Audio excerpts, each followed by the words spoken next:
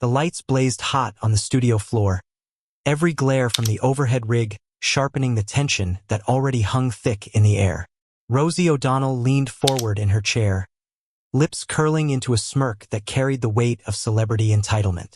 Her voice sliced through the murmurs of the audience as she fired the question that would set the night ablaze. So tell me, Jasmine, where exactly did you get your education? Because from the way you've been talking, I'm not sure you're really qualified to sit here. The room shifted. A ripple of nervous laughter flickered from one corner of the audience, quickly silenced by the palpable discomfort that followed. The air conditioner hummed like an anxious whisper. The stage monitors flickered with her words, and every camera zoomed in on Jasmine Crockett's face. But Crockett didn't flinch. She sat there, shoulders square, her hands folded neatly, her gaze fixed steady on Rosie. Where Rosie's tone carried smugness, Crockett's silence carried something else. Patience, calculation, and an unshakable confidence. The contrast was striking. One woman grasping for dominance with mockery, the other holding her ground with dignity. Audience members glanced at one another, wide-eyed, as if bracing for a storm. Rosie pressed on, emboldened by the silence. You know, Jasmine, education is everything, and I just don't see it in you. Maybe it's the way you present yourself. Maybe it's your background. But if you want to be taken seriously, you've got to prove you belong. The words dripped with condescension. Each syllable meant to box Jasmine into a corner. Gasps echoed in the crowd, some in disbelief, others in anticipation. For a split second, time seemed to stall. Jasmine finally shifted in her seat. Her lips parted just slightly, and her eyes narrowed with the kind of focus that said she had been here before, doubted, dismissed, underestimated. She let the pause linger, stretching it just long enough to turn the silence into suspense. Rosie fidgeted, perhaps realizing she had walked into something she could not control. And then, with the world watching, Jasmine began to speak. Rosie's words didn't just hang in the air. They cut. They carried the sting of something deeper than a simple question. To many in the audience, it was obvious what had just happened. This wasn't curiosity about credentials. This was coded elitism, dressed up as casual banter. A dismissal, a thinly veiled attempt to reduce a woman of color, to shrink her into the shadow of stereotypes that generations before her had fought to dismantle. Because it wasn't just what Rosie said, it was how she said it. The raised eyebrow, the smirk, the implication that Jasmine Crockett's education could not possibly measure up, no matter how many degrees hung on her wall. It was the old, familiar tone. Prove you belong. Justify your existence. The murmurs in the crowd reflected that recognition. For some, it triggered memories. Being told they weren't polished enough, weren't smart enough, weren't the right kind of educated to claim a seat at the table. It wasn't Rosie versus Jasmine anymore. It was arrogance versus dignity, privilege versus resilience. And that was why the stakes soared higher than anyone initially realized. Rosie O'Donnell, with her fame, her decades on television, her ability to dominate a stage, represented an entrenched idea of who gets to define qualified. Jasmine Crockett, on the other hand, embodied the countless voices of those who had been underestimated, who had had to fight not just for a chance, but for recognition that their education, earned through grit, sacrifice, and community, was every bit as valid, if not more so, than the privileged pedigrees flaunted by others. The contrast was cinematic. Rosie leaned on performance, on celebrity smugness. Jasmine leaned on something sturdier, invisible to Rosie but unmistakable to those watching: dignity. The confrontation became symbolic in real time. Clips of the exchange were already making their way onto social media. Tweets formed instantly. Why do powerful women of color always have to defend their credentials? And Rosie's tone here is everything wrong with elitism. But beyond the hashtags and hot takes, there was a current of something greater. America itself was being pulled into the tension. What did it mean to be educated? Was it about the school stamped on a diploma? Or was it about the wisdom forged through struggle, the kind of knowledge that comes not from ivory towers but from living life on the front lines of justice, law, and community? That was the question Jasmine Crockett was suddenly carrying. not just for herself, but for millions watching who saw their own reflections in her composure. Rosie thought she was cutting Jasmine down to size. Instead, she had thrown gasoline on a fire that was bigger than herself. Because in that moment, Rosie wasn't just questioning Jasmine. She was questioning everyone who had ever had to fight twice as hard to be seen as equal. And every person in the audience, every viewer at home, every immigrant, every first-generation college graduate, every professional who had ever been told you don't belong, they felt the sting. And they were waiting, breathless, for the response. And this wasn't just a clash of personalities. It became a referendum on what education and leadership truly mean in America. Rosie O'Donnell had built a career out of being loud, quick, and unafraid to jab. In the early days, that sharp wit earned her a loyal following. People tuned in for the laughs, for the quips, for the irreverence that seemed to cut through the polished sheen of daytime television. She became a cultural fixture, someone who could spar with celebrities, grill politicians, and leave an audience roaring with laughter. But somewhere along the line, that same wit hardened into something else. What once felt like playful humor began to carry the edge of condescension. Rosie leaned not just on her talent, but on her ability to dismiss, to roll her eyes, to shrug off opposing views, to turn disagreement into a punchline. It wasn't dialogue, it was domination. And in the world of television, domination sells. For Rosie, it became a weapon of choice. On set, colleagues spoke of her as unpredictable. One moment warm, the next biting. Her interviews often turned into showdowns, where her guests were less participants and more props in her performance. It was part of the brand. Rosie as the unstoppable force. Rosie as the unfiltered voice who could say what others wouldn't. But beneath that unfiltered charm lay something more corrosive. A reliance on outrage as performance, snark as shield, arrogance as armor. And America noticed. Time and again, Rosie's confrontations bled off the screen and into the headlines. There were feuds with fellow celebrities, dust-ups with co-hosts, and public tirades that blurred the line between principled stances and personal vendettas. When Rosie was at the center, the story was always the same. The spotlight turned into a battleground, and Rosie thrived on the fight. But thriving on conflict comes at a cost. For all her talk about truth and authenticity, Rosie's record was spotted with contradictions. She railed against privilege, yet wielded her own celebrity clout to silence critics. She spoke of dignity, yet belittled others when the cameras rolled. Her advocacy often rang with sincerity, but just as often was undercut by hypocrisy. Moments where her words and her actions simply did not align. Audiences began to notice the cracks. Ratings dipped, comebacks faltered, controversies piled up. Rosie remained famous, yes, but her fame carried baggage. She had become the kind of figure people expected drama from, not wisdom. And in the high-stakes world of cultural debate, drama without substance wears thin. Still, Rosie clung to the stage. She knew her role. The sharp-tongued provocateur, the one who could cut through niceties with a single barb. It was this same instinct that drove her to question Jasmine Crockett. After all, Rosie had played this part 100 times before.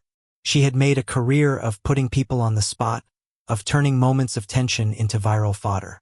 She knew the rhythms of a takedown, the mechanics of humiliation. But what Rosie failed to see was how much the cultural ground had shifted beneath her feet.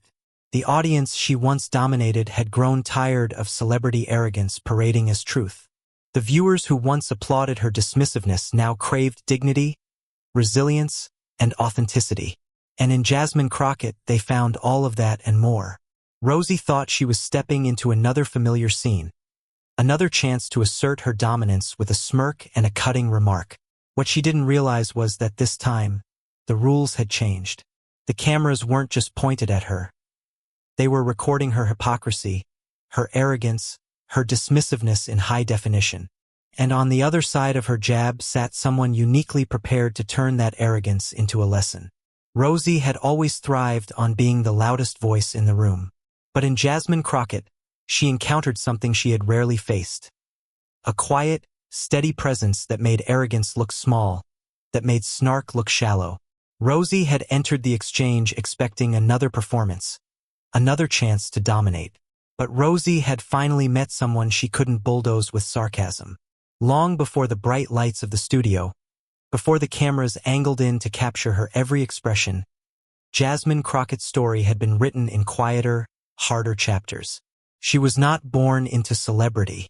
There were no red carpets, no publicists smoothing her path, no doors swung open simply because of a name. Her beginnings were grounded, ordinary, and that was precisely where her strength took root. Education for Jasmine was never something she could take for granted. It was something fought for day by day. Raised in a household that valued discipline and resilience, she was taught early that knowledge was power, and that power was best used to serve others. She carried those lessons through school with a relentlessness that couldn't be dimmed by dismissive voices around her. Where others saw ceilings, she saw challenges. Where others questioned whether she belonged, she answered with excellence. Her journey carried her to the University of Houston, then to law school, where she sharpened the intellect that would become her signature weapon. But this wasn't just about textbooks and lectures. While classmates chased prestige, Jasmine was drawn to service. She chose criminal defense, stepping into courtrooms where the stakes weren't academic but existential, where the powerless faced systems designed to break them. She defended those who couldn't afford flashy attorneys or political connections, carving out a reputation for being both relentless and compassionate. And it wasn't easy. There were long nights, staggering caseloads, and financial sacrifices that would have deterred anyone less committed.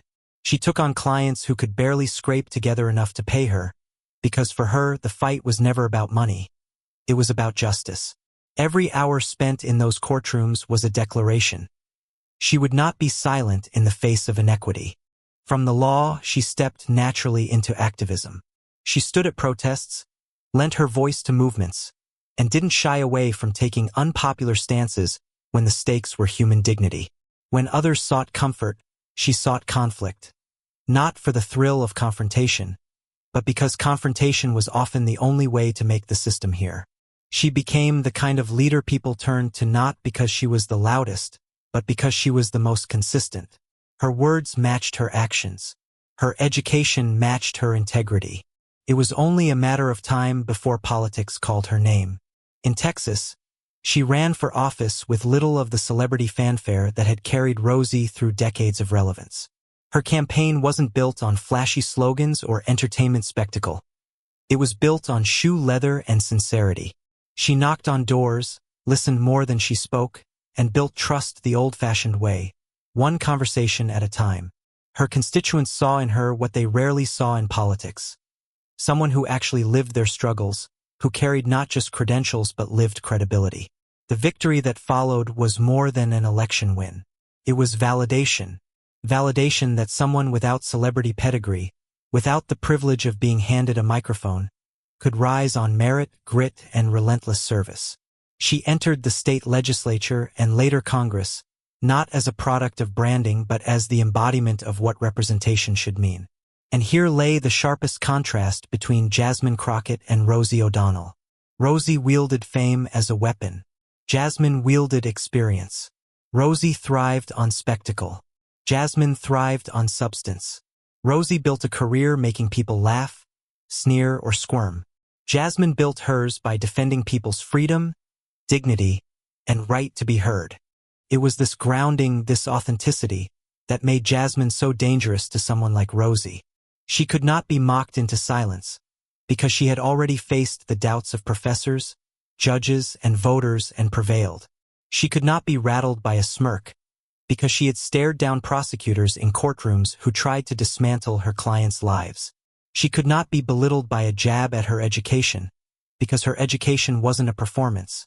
It was survival, service, and sacrifice woven into a degree. The audience watching that night didn't need Jasmine to recite her resume to feel her weight. They sensed it in her calm. They saw it in her patience. They recognized that the very background Rosie tried to frame as insufficient was the very reason Jasmine was uniquely prepared for this moment. Her story wasn't a celebrity tale. It was an American one, told in chapters of grit, sacrifice, and unshakable resolve. Rosie may have thought she was sitting across from just another guest she could bulldoze with bravado. But in truth, she was facing the culmination of a life's work. A woman whose strength had been forged in places Rosie had never walked. Jasmine Crockett was not only educated. She was equipped, battle-tested, and unafraid. The moment stretched into a silence so heavy you could almost hear the lights buzzing overhead. Rosie O'Donnell leaned forward, emboldened by what she thought was hesitation. She pressed again, her words sharpened like arrows meant to puncture composure. "Jasmine, I'm just asking what everyone's thinking," Rosie said, her tone slick with mock concern. "What makes you think you're really qualified to lead?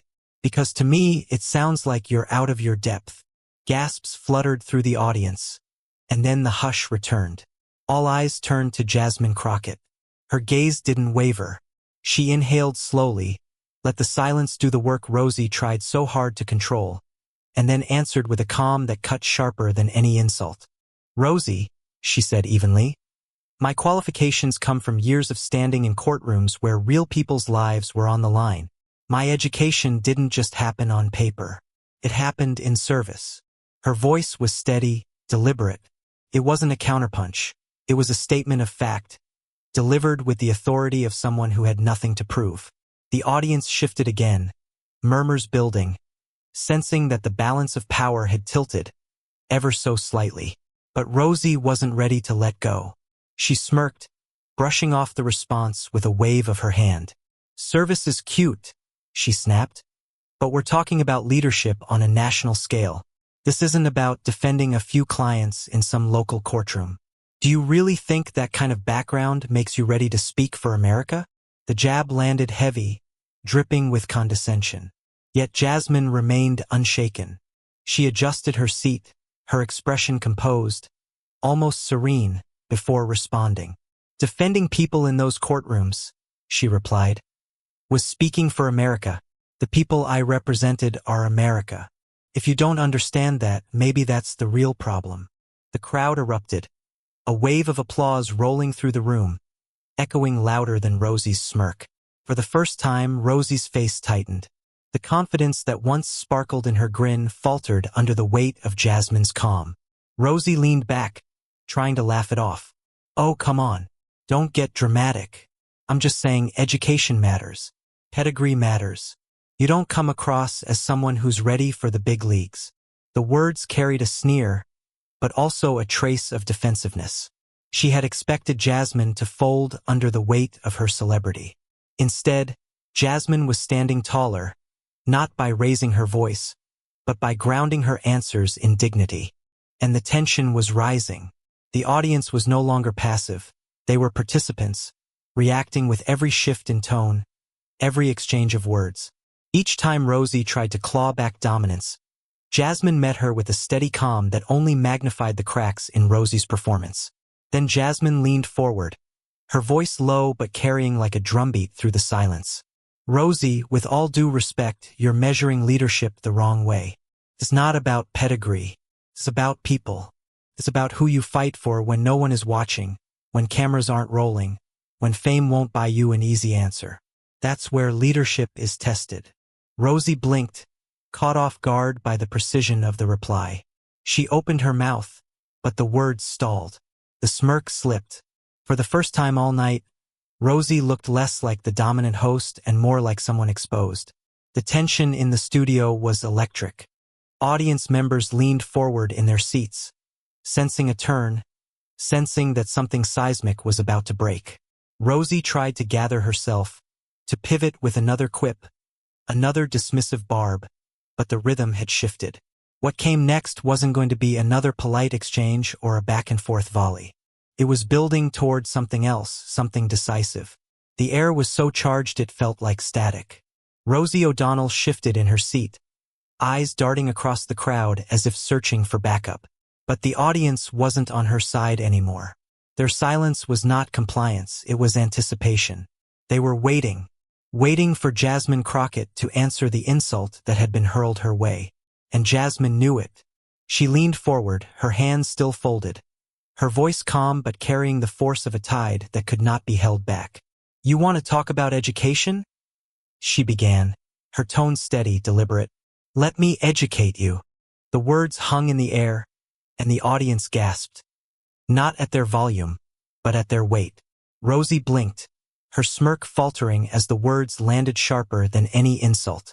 Jasmine let the silence breathe for a moment, then continued. "I went to the University of Houston for undergrad, and then I earned my law degree. But that's not the education that made me who I am. The real education happened when I walked into a courtroom representing clients who couldn't afford anyone else. It happened when I defended people who were written off by the system, people who were told they didn't matter. My education wasn't just a degree. It was the fight for justice, the fight for dignity, and the fight for people who didn't have a voice." Her words carried the rhythm of conviction, each sentence building on the last. The crowd stirred, nodding, murmuring in agreement. Rosie shifted again, trying to interject, but Jasmine raised her hand gently, a motion not of dismissal, but of control. The audience immediately hushed, sensing that something monumental was unfolding. "And here's the thing, Rosie," Jasmine pressed on, her eyes locked on her opponent. "You think leadership is about pedigree, about who you know, about where you went. But leadership is about who you serve. It's about whose battles you fight when nobody's clapping for you.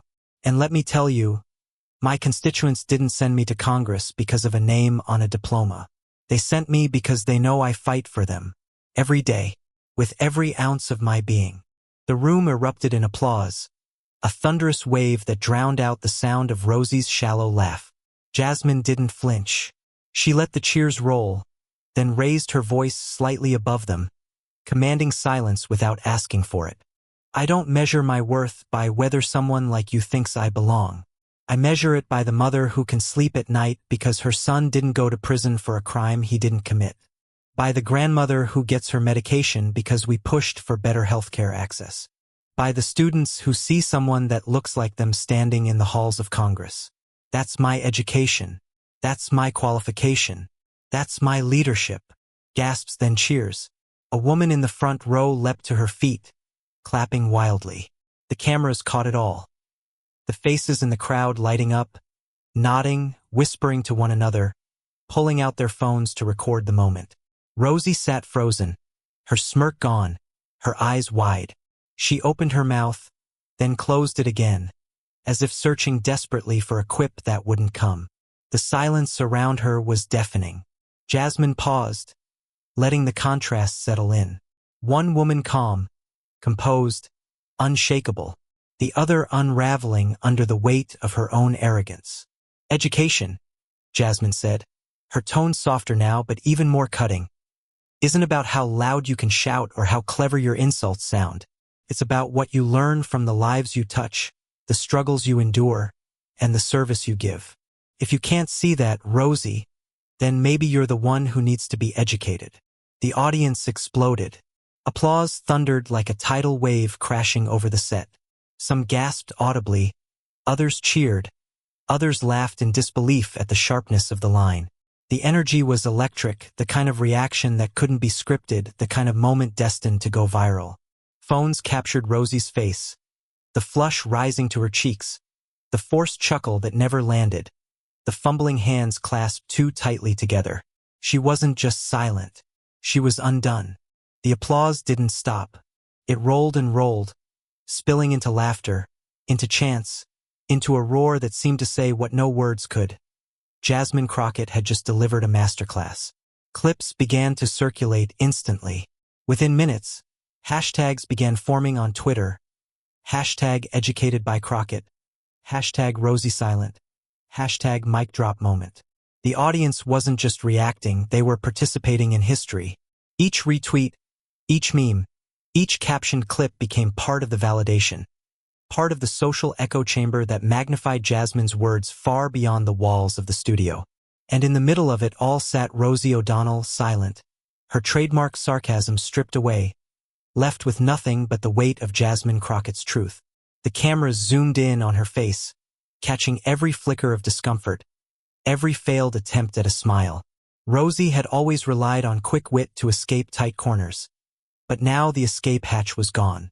There was no comeback, no punchline, just silence. Jasmine leaned back in her chair, not smug, not triumphant, but steady. She didn't need to gloat.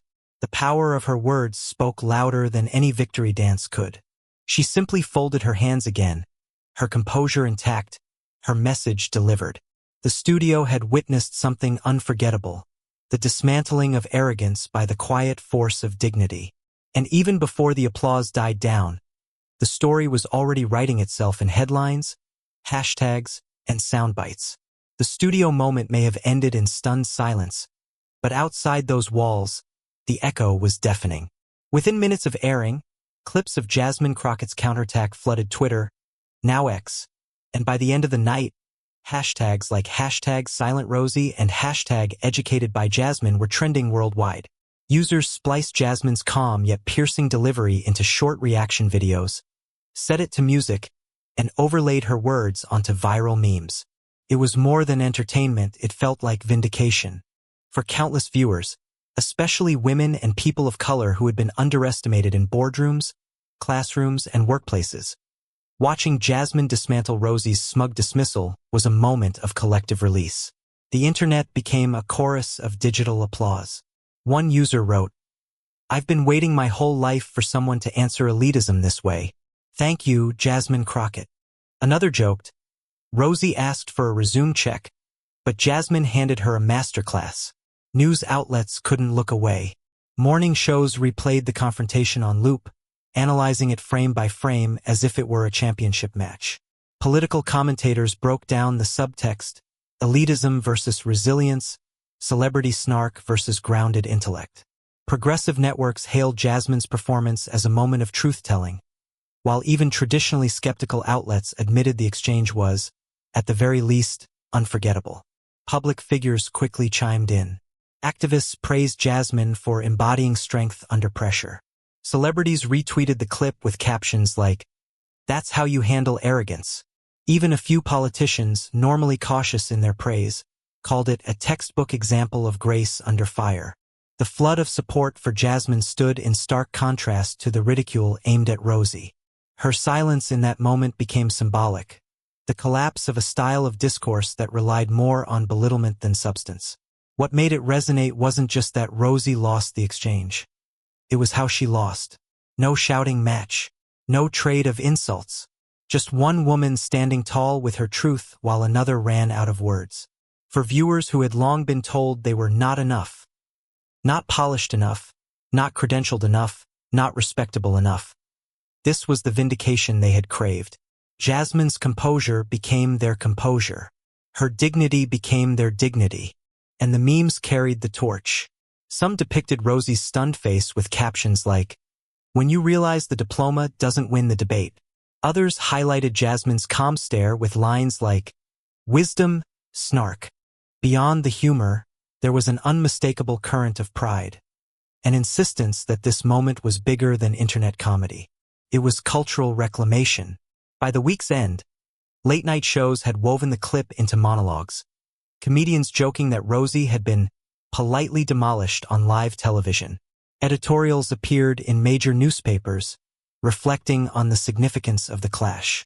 One headline read, "When silence speaks louder than fame." Another declared, "Rosie's question exposed a deeper divide." The resonance stretched beyond media cycles. Educators shared the clip in classrooms to discuss resilience and public discourse. Parents replayed it at dinner tables, telling their children, "See, that's how you stand up to arrogance without losing yourself." The moment had leapt from viral fodder into cultural parable. And through it all, Rosie remained unusually quiet. While her team issued a brief statement suggesting she had been misunderstood, the damage was done. Silence, once her weapon against guests who faltered, was now the legacy of her own undoing. For Jasmine, the aftermath was different. She didn't gloat. She didn't issue triumphant sound bites.